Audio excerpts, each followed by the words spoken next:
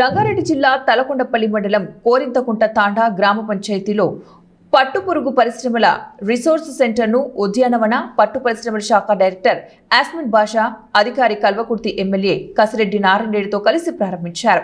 ఈ కార్యక్రమంలో sericulture, horticulture అధికారులు, ముఖ్య నాయకులు, రైతులు పాల్గొన్నారు.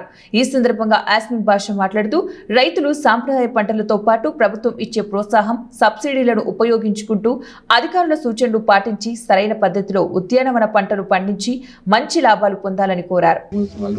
మీరు మండల్ వైజ్ ఎవరున్నారో వాళ్ళందరూ కూడా ఈ రైతులకు కొద్దిగా ఎక్స్ప్లెయిన్ చేయాలి.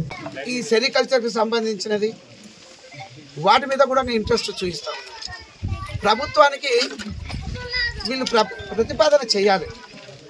అందులో ఇప్పుడు ఉన్నటువంటి అగ్రికల్చర్ మినిస్టర్ కూడా బాగా ఎక్స్పీరియన్స్, అందులో అగ్రికల్చర్ మీద బాగా ఇంట్రెస్ట్ ఉంటుంది. ఇలాంటి వాణిజ్య పంటలు ఏమన్నా పండించడానికి కూడా ఆయన ఎక్కువ ఇంట్రెస్ట్ చూపిస్తుంది. అందులో ఖమ్మంలో మరి ఆ విషయం చెప్పుకోవాలంటే వారి గురించి ఫస్ట్లో అది ఈ పామ్ ఆయిల్ అక్కడే ఉండేది, ఇప్పుడు కూడా ఎక్కువగా ఉంటున్నది అక్కడే. దాన్ని ఇక్కడ కూడా తీసుకురావాలని చెప్పేసి ఆ రోజు ఉన్న ప్రభుత్వంలో నిరంజన్ రెడ్డి గారు ట్రై చేసి ఇక్కడ హైవే మీద, బెంగళూరు హైవే మీద ఏమంటుంది పేపేర్ దగ్గర పెద్ద ఎత్తున పెట్టాను. నేను ఫస్ట్ టైం అక్కడ ఎమ్మెల్సీగా ఉంటే నేను అక్కడ వెళ్ళినాను. చాలా విపులంగా అవన్నీ చెప్పి రైతులను మోటివేట్ చేసి ఆ కార్యక్రమం చేసుకుంటొచ్చు. దానికి కూడా ఒక ఎకరాకు 1 లక్ష రూపాయలు వస్తుంది.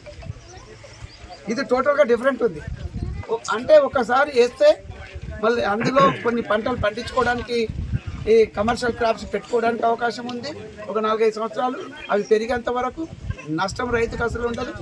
ఆ తర్వాత దాదాపుగా ఒక 30 సంవత్సరాల వరకు ఏ పెట్టుబడి ఎక్కువగా లేకుండా, మరి చాలా ఎక్కువగా లేకుండా ఉండగా 1 లక్ష రూపాయలు దాదాపుగా మరి సంవత్సరానికి ఎక్కువ బాధలు లేవు, ఎక్కువ కష్టం లేదు, ఎక్కువ పెట్టుబడి లేకుండా వస్తూ ఉంది.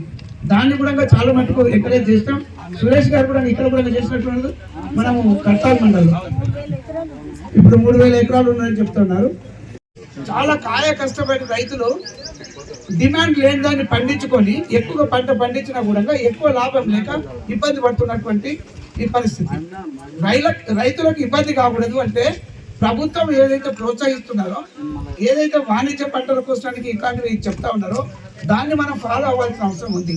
మనం గుడ్డిగా మన తాతలప్పుడు ఉన్నది అటువంటిదే నేను చేస్తున్నాను కాబట్టి రైతుల నుంచి ఉంటే యాక్సెప్టెన్స్ అనేది రైతుల నుంచి ఉంటేనే ఆ స్కీమ్ అనేది సక్సెస్ అవుతుందని వాళ్ళు చక్కగా చెప్పాము.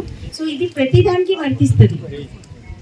ఆ కూరగాయల సాగులో కూడా వర్తిస్తుంది, ఆయిల్ పామ్ లో వర్తిస్తుంది.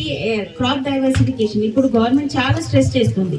క్రాప్ డైవర్సిఫికేషన్ ఎందుకంటే ఒక హార్టికల్చర్ పంట కానివ్వండి, సెరికల్చర్ అయితే ఇంకా లాభాలు ఉన్నాయి.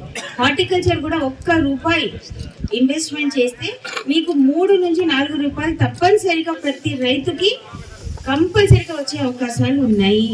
కాబట్టి అదేవిధంగా సక్రు చెప్పినట్టు ఈజియెస్ట్ ఈవెన్ కొత్తిమీర కూడా, మీరు మెంతులు కూడా రావు మనకి 21 రోజుల్లో చెప్పాలంటే, చిన్న వస్తాయి. బట్ చాలా ఈజీ క్రాప్. నేను ఎగ్జాంపుల్ ఇస్తున్నా. కొత్తిమీర కూడా రాదు, ఒక 10 రోజులు అది మొలుస్తుందా లేదా అని చూస్తూ ఉంటాం. తర్వాత ఒక 15-20 డేస్కి చిన్నగా మనకి కనిపిస్తుంది. బట్ దానికి వాళ్ళు చెప్పినట్టు వర్షం ఎక్కువైనా, వానలు ఎక్కువైనా, తర్వాత మనకి టెంపరేచర్ తగ్గిపోయినా అవన్నీ ఎఫెక్ట్స్ మనకి తెలిసిందే. సో అలాంటి లేని పంట ఏదైనా ఉందంటే మనకి సెరికల్చర్, సిల్క్ ట్రేడింగ్. తెలంగాణ రాష్ట్రంలో 2 రకాలైన సీడ్